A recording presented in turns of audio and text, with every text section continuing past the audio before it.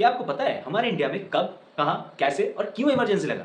चलिए समझते हैं। पहली बात, emergency are three type: national emergency, president rule and financial emergency. National emergency जो हमारे इंडियन कॉन्स्टिट्यूशन के आर्टिकल 352 में बयान किया गया है। नेशनल इमरजेंसी दो बेसिस पे लगता है, एक एक्सटर्नल एग्रेशन और दो आर्म रेबेलियन। एक्सटर्नल एग्रेशन के बेसिस पे हमारे इंडिया में आज तक दो बार इमरजेंसी लग चुका है, 1962 इंडिया चाइना वार और 1971 इंडिया पाकिस्तान वार। और आर्म रेबेलियन के बेसिस पे एक बार लग चुका है 1975 में। अब देखते हैं कि नेशनल इमरजेंसी लगता कैसे है। पहले कैबिनेट प्रेसिडेंट को एडवाइस देता है, फिर प्रेसिडेंट प्रोक्लेमेशन देता है, फिर एक महीने के लिए होल इंडिया में या इंडिया के कोई अनदर पार्ट में इमरजेंसी लग जाता है। उसके बाद एक महीना हो जाने के बाद लेजिस्लेटिव अप्रूवल लेना पड़ता है, मतलब बोथ हाउसेस से, लोकसभा एंड राज्यसभा से separately 2/3 special plus absolute majority के साथ पास करना पड़ता है इमरजेंसी को। फिर 6 महीने के लिए होल इंडिया या इंडिया के कोई अनदर पार्ट में इमरजेंसी लग जाता है। फिर 6 महीने बाद अगर एक्सटेंड करना है तो सेम प्रोसेस पे एक्सटेंड किया जाता है और ये इनडेफिनिट टाइम तक एक्सटेंड किया जाता है। नेशनल इमरजेंसी के टाइम पे हमारे फंडामेंटल राइट इफेक्ट करते हैं, सिर्फ दो आर्टिकल को छोड़ के। अब आता है प्रेसिडेंट रूल, जो हमारे इंडियन कॉन्स्टिट्यूशन में 356 आर्टिकल में लिखा गया है। President rule at a time India के एक या उससे ज्यादा स्टेट में लगाया जाता है।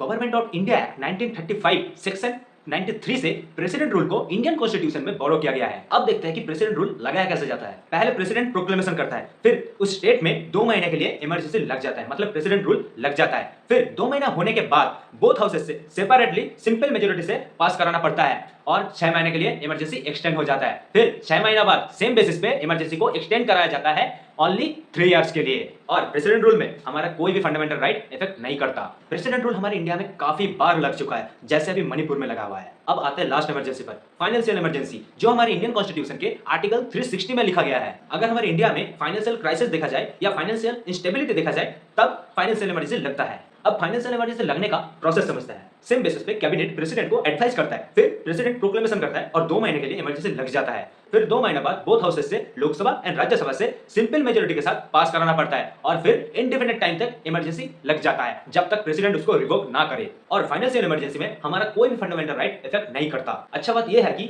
हमारे इंडिपेंडेंट इंडिया में आज तक फाइनेंशियल इमरजेंसी एक भी बार नहीं लगा। चलो अब आपको बताना है कि नेशनल इमरजेंसी के टाइम पे हमारे कौन से दो फंडामेंटल राइट्स इफेक्ट नहीं करते। कमेंट नाउ, और अगर वीडियो अच्छा लगा है तो मुझे फॉलो करो और लाइक शेयर करो। Thank you.